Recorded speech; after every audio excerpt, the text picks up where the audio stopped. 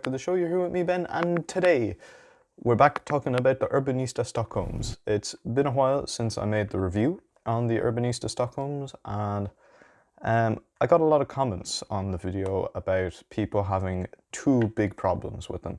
One was battery life, and if you're having problems with the battery, I'd advise contacting Urbanista about it, because I can't really do anything about that. But people were having issues with connecting their headphones to devices, the headphones, not both of them working at the same time and stuff. So I'm gonna show you how to fix all that today. Okay, so I'm going to do this on my Samsung S7 as it's never been connected to my Urbanista Stockholms. It's my old phone, so it's a bit slower.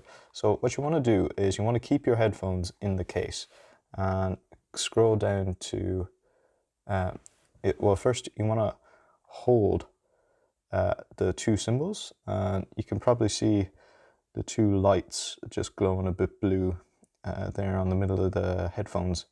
And when they start flashing like that, you want to take both of them out of the case. Now this is where it can go wrong, because if you didn't take them both out before you scanned for or connect to it, you won't get both of them. You'll get one of them and you'll have to go through all this again.